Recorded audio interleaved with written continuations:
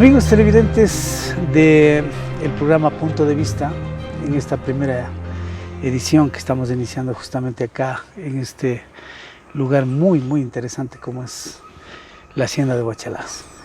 Y en esta ocasión le hemos invitado a uno de los políticos más representativos que tiene nuestro país, el ingeniero Diego Bonifaz, que también fue representante justamente de la alcaldía de Cayambe.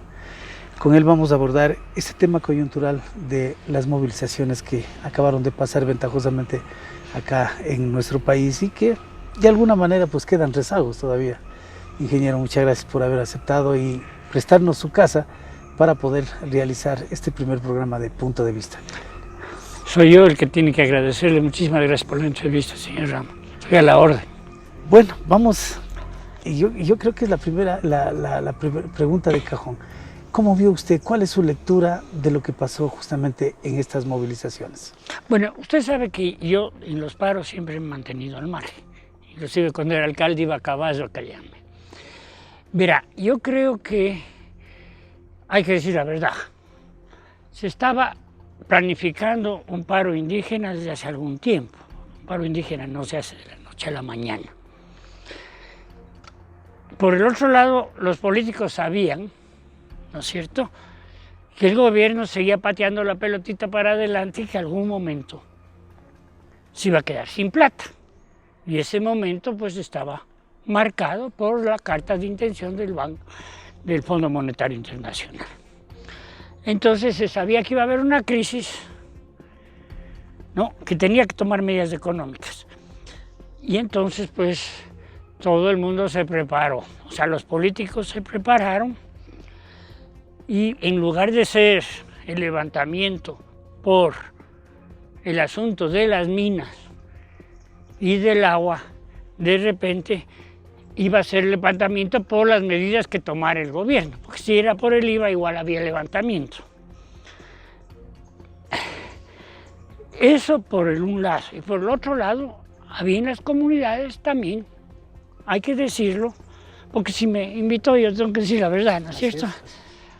El espíritu, como que el espíritu comunal se estaba perdiendo con la juventud, ¿no? Y les estaban diciendo, bueno, fíjese, no, todo lo que somos nosotros son gracias a que hemos marchado a Dolores Cacuango, a todo lo que hemos hecho, toda la movilización, y ustedes lo tienen en bandeja, ahora les toca a ustedes. Y de ahí que de alguna manera como para agrupar a la juventud de las comunidades y al mismo tiempo concientizarles que si no se mantienen unidos no van a progresar como ellos han progresado desde los años 80. Entonces pues todas las comunidades obligaron prácticamente a los jóvenes a salir al paro. Yo creo que esas son dos verdades que no se está diciendo. De cómo se llevó el paro en adelante. Mire, yo creo que las Fuerzas Armadas actuaron muy bien. Hubo demasiada represión. ¿Usted participó? No, hubo demasiada represión por parte de la policía. Es que no me deja terminar. A ver. Las Fuerzas Armadas fueron sin armas. Bueno, aquí hay un aspecto. Prefirieron entregarse. Usted ha participado justamente en varias revueltas, en varias... Claro, yo me acuerdo de todo, pero no he participado en ninguna. Claro, pero se ha dado este tipo de represión ahora que se está hablando ya de derechos humanos. Verá, señor Ramos, yo creo que antes la policía ecuatoriana lo único que sabía es agacharse y botar bombitas por el suelo, bombas de lacrimógenas. Claro. Y ahí se acababa el asunto, ¿no? Yo creo, y es un pacto que hay en el Ecuador desde hace mucho tiempo, que desde la guerra de los 4 días los militares no van a disparar sobre el pueblo. Y ellos cumplieron esta vez, ¿no?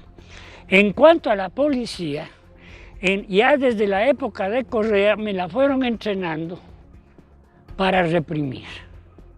Entonces ahora, desgraciadamente hay que decir, ya no es o sea, hay un brazo de la policía que es absolutamente represor. Es decir, que no es que le llevo preso a usted, sino que primero le doy una paliza con palos y piedras y patadas, ¿no? Y entonces esa represión, eso es inédito en el Ecuador y estamos de acuerdo. Eso no pasaba aquí, ¿no? Desde los escudos. Pero por el otro lado, también ya se fabricaron escudos con los basureros, porque si usted sube el nivel de violencia, le van a subir, pues, ¿no? Entonces, cuando ya comenzó a haber esta represión muy grande de la policía, como si los jóvenes no tuvieran imaginación y como si no hubiera, pues ahí, yo no sé si hay unos infiltrados, pero me da lo mismo, porque eso de que los infiltrados son los que mueven a la gente, yo no creo. Yo creo que la gente se mueve por su propia voluntad. En todo caso, fueron subiendo el nivel de violencia. Ya estaban disparando por un lado cohetes y por el otro lado ya estaban disparando bolas de goma, lo que es una salvajada. Porque una bola de goma le hace una herida, no le mata, ¿no? Pero le hace una herida inmensa, dolorosísima, que nadie se merece tener. Bueno, y esto es tortura.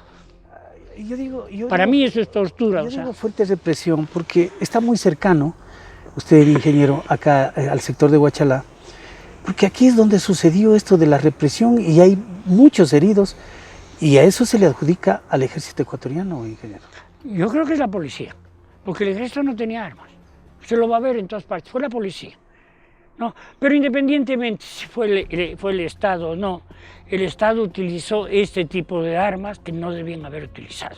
Es decir, balines de goma, ¿no? Que es ya la última instancia. Ahora, díganme una cosa, o sea, el movimiento indígena y el pueblo en general se desayunó, creo que es del 3 de febrero, que la gasolina valía el doble sin que nunca le hayan dicho por qué, cómo y cuánto. Claro. Eso es un asunto.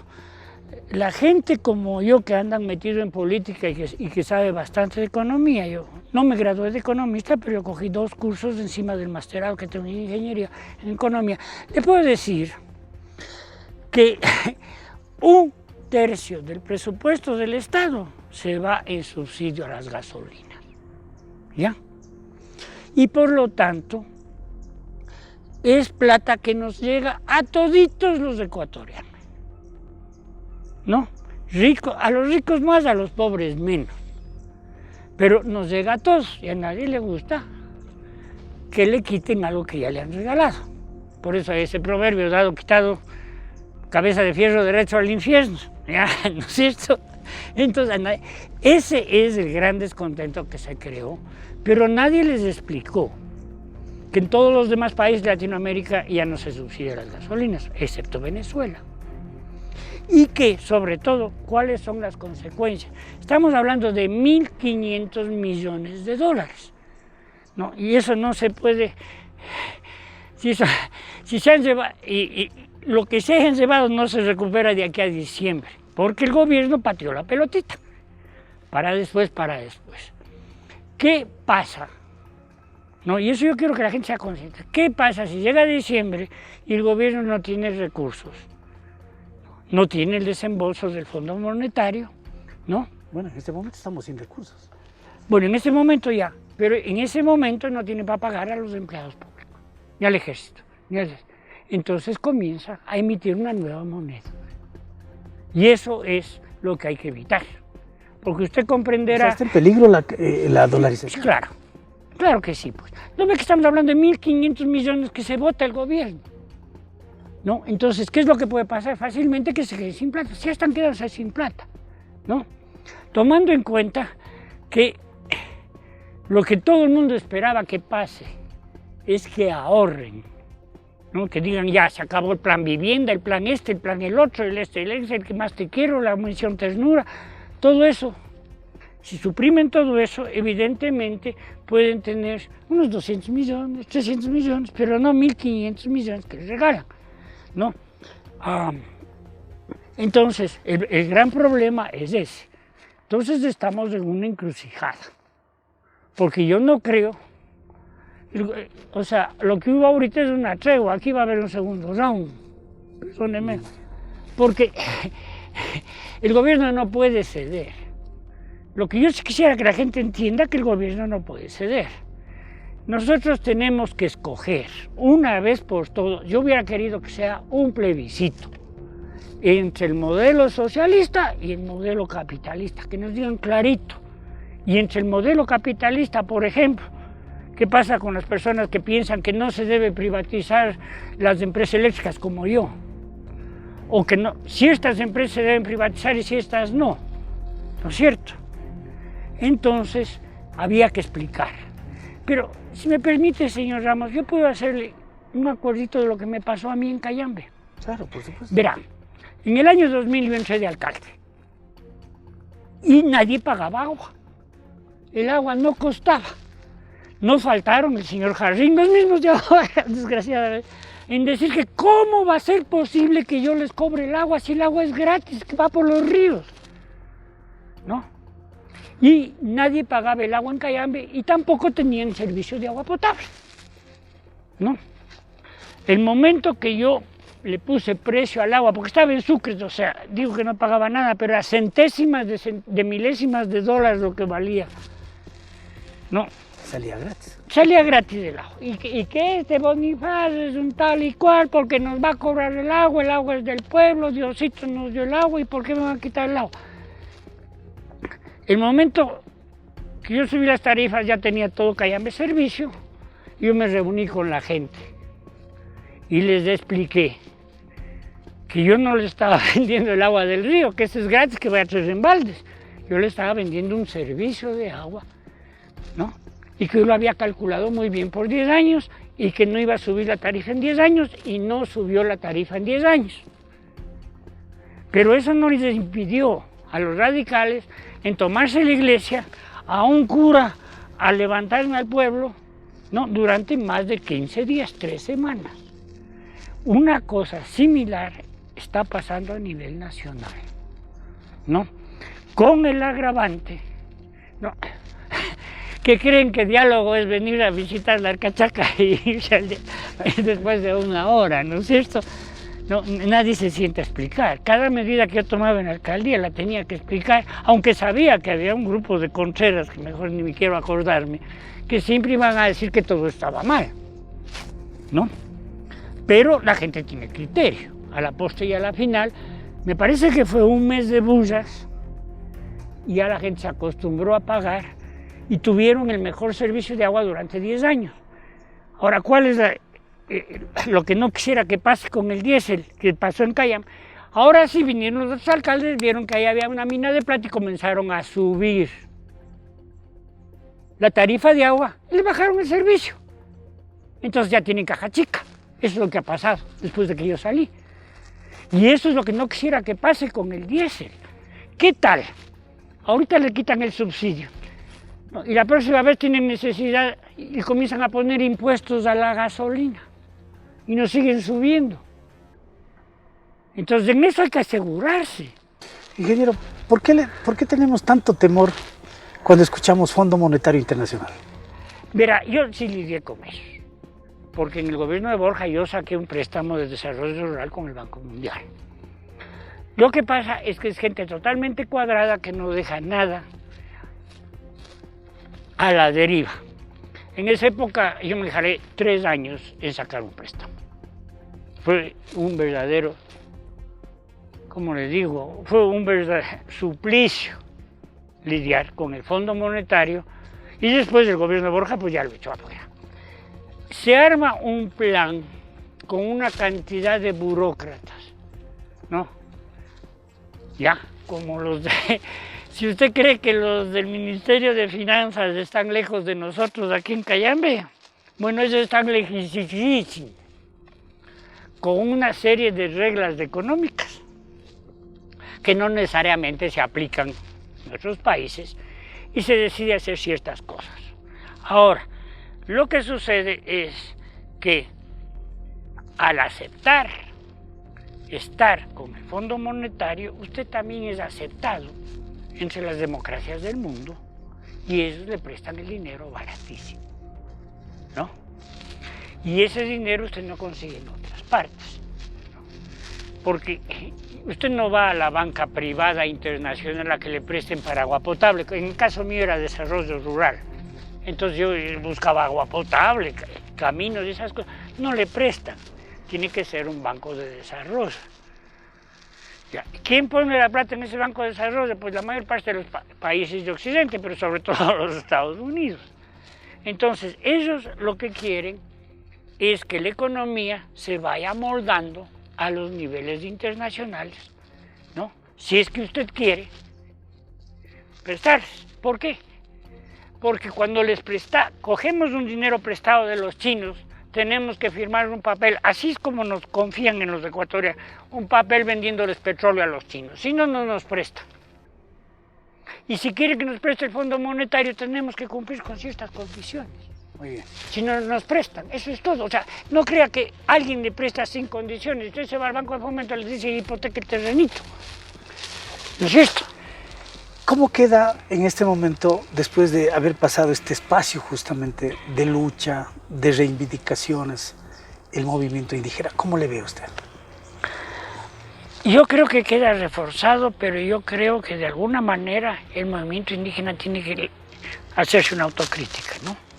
Ellos lo van a hacer, es muy común.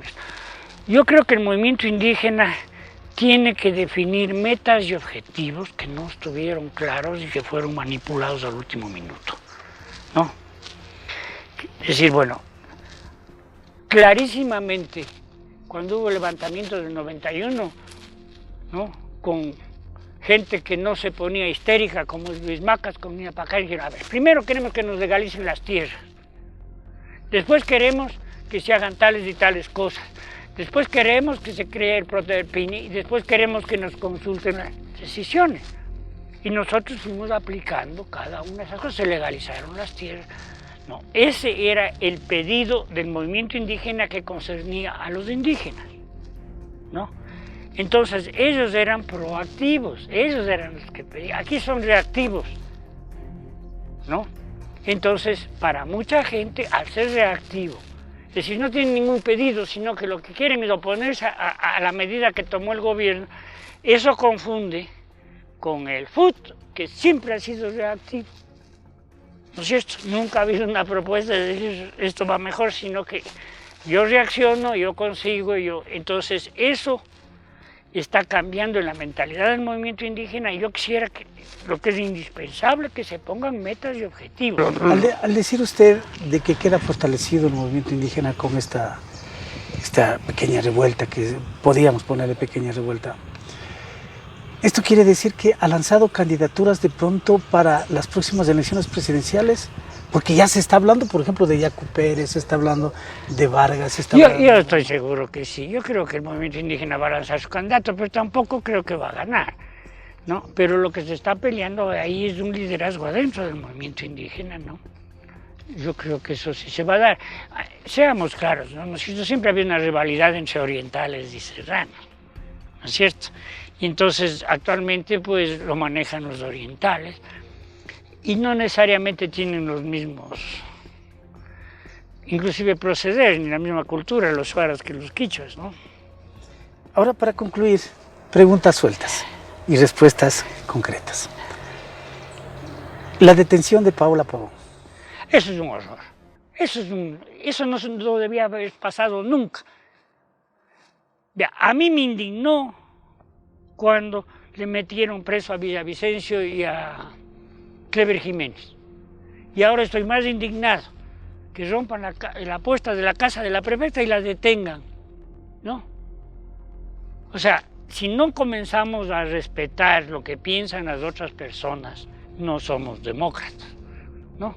Y en eso me parece que es un error garrafal, ¿no?